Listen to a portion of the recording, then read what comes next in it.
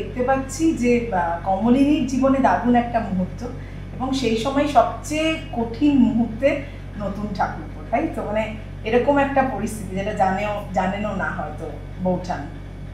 হ্যাঁ, কেউই কিছু বুঝতে পারছে না, কারণ যে অসুস্থ হয়েছে সে তো অজ্ঞান হয়ে আছে, সেও জানে না তার কি পরিস্থিতি। আর বৌঠান তো তার জীবনের সব থেকে কি বলবো আনন্দের মুহূর্তে সে সেখানে রয়েছে, সে বুঝতে পারছে না।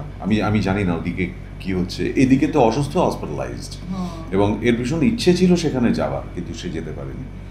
আর কমলিনী সমস্তটাই ডেডিকেট করেছে স্বতন্ত্রকে। সে বলছে যে আমার জীবনে একজন মানুষ এসেছে যে আমার জীবনে আলো জ্বালিয়ে দিয়ে গেছে, তো আমার জীবনের সমস্তটা সেজন্য আমি মানে এই অ্যাওয়ার্ডটা, এই সন্ধ্যেটা আমি সেই মানুষটাকেই উৎসর্গ করতে চাই। কিন্তু তখনও তো সে জানে না যে সেই মানুষটা আসলে নার্সিং হোমে শুয়ে আছে।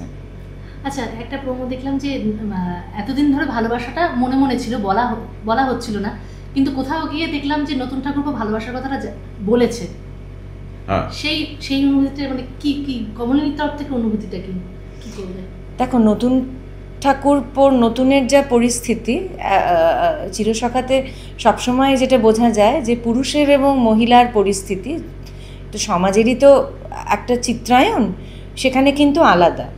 ফলত নতুনের পক্ষে যত সহজে নয়, অনেক বাধা বিপত্তি পেরিয়ে হলেও ও কথাটা অন্তত মুখে আনতে পেরেছে। কমলিনী বলা হয়েছে যতটা সহজ স্বতন্ত্র পক্ষে বলাটা, কমলিনী যে দায়িত্বগুলো নিয়ে আছে, যে বাইন্ডিংস এর মধ্যে দিয়ে আছে, তার পক্ষে নিজেকে প্রকাশ করাটা খুব কঠিন। মানে নিজের কাছেই অ্যাডমিট করাটা কঠিন যে আমি কি সত্যি তাকে ভালোবাসি। আগে তো নিজের কাছে অ্যাডমিট করতে হবে, তারপরে তো অন্য মানুষটার কাছে। যতই নিজেদের উদারচেতা বলে প্রমাণ করার চেষ্টা করুক, একবিংশ শতাব্দী 2025 সাল, বিজ্ঞান প্রযুক্তি এত দূর এগিয়ে গেছে, চাঁদে চলে যাচ্ছে, মঙ্গল গ্রহে চলে যাচ্ছে, আমরা যদি একটু চোখ কান খোলা রেখে চারিদিকটা দেখি, আমাদের সামাজিক মাধ্যম দেখি, আমরা খবরের কাগজ দেখি, আমাদের আশেপাশের সমাজগুলোকে দেখি, একটু চোখ কান খোলা, তাহলে বুঝতে পারবো এই সিরিয়ালটায় চিরসখাতে কিন্তু সমাজেরই প্রশ্ন বারবার তুলে আনা হচ্ছে এবং তার একটা উত্তর পাওয়ার চেষ্টা করা হচ্ছে। সমাজ আমাদের যে ধরনের বাঁধনের মধ্যে জড়িয়ে ফেলে, সেটাই কিন্তু বিশেষ করে কমলিনী সেই বাধা বিপত্তি এবং বাঁধনের মধ্যে বারবার পড়তে হচ্ছে তাকে। এই যে একটা স্যাক্রিফাইস দেখছি সবসময় মায়ের, বিশেষ করে, এবং এটা আমরা দেখে এসেছি, এটাতেই সমাজ অভ্যস্ত, না হলেই মায়েরা খারাপ হয়ে যান, বাবাদের ক্ষেত্রেও কখনো কখনো সেটা।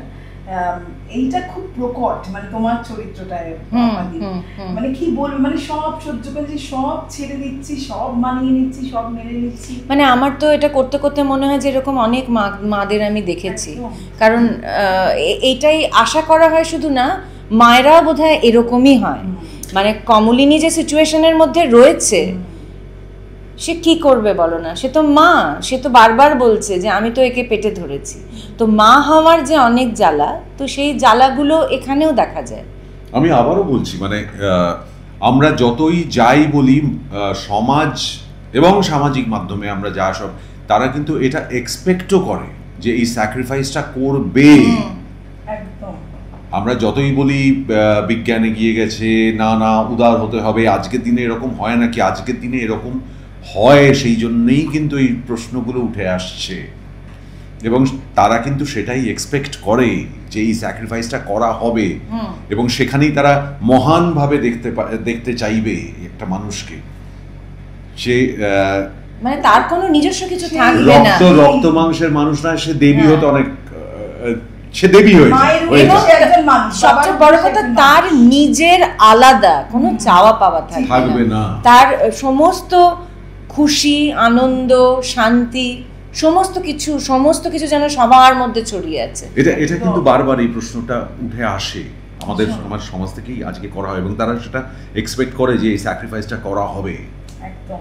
আচ্ছা, শেষ একটা প্রশ্ন করব যে সকলে নতুন প্রোমো আসার পর দেখাবো, সকলেই বলছেন যে কবে কে চান দুজনের বিয়ে হোক, কে চান ভালোবাসা, মানে এই যে স্নিগ্ধতা ভালোবাসার, তারপরে মানুষ মানে কি বলবে এটা নিয়ে? এটা তোমাদের এই প্রেমটা খুব স্নিগ্ধতা, অনেক বহু ধারাবাহিকের মধ্যে, তো তো সেটা কি বলবে যে বিয়েটা চাইছেন এখন নতুন ঠাকুরপো এবং বউচানের? দেখো আমার মনে হয় সিরিয়ালটার নামই হচ্ছে গিয়ে চিরসখা। তো চিরসখার মধ্যে কিন্তু একটা বন্ধুত্ব রয়েছে, বিয়ের মধ্যেও একটা বন্ধুত্ব রয়েছে। বন্ধুত্বটা আমার মনে হয় খুব বড় একটা সম্পর্ক।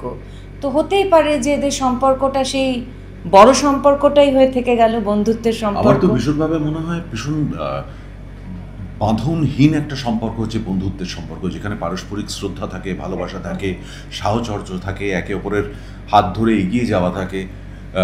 সবসময় যে সব রকমভাবে পূর্ণতা পেতে হবে সব কিছুকে, তার কোনো মানে নেই। তা না হলে এই যে আমি বললাম, আমাদের সমাজে এখনও কিন্তু দেখো পুজো করা হয়, রাধাকৃষ্ণের যে যুগল হিসেবে দেখা হয়, সেখানে কিন্তু পূর্ণতা পায়নি বলেই কিন্তু তাদেরকে অদ্ভুতভাবে পুজো করা হয়, তাই না?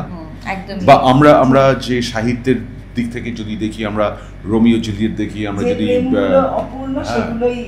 সেগুলোকেই সেলিব্রেট করা হয়। সো মানুষ সেটা এক্সপেক্ট করে যে সবকিছু সব পেলে নষ্ট জীবন বোধ হয়।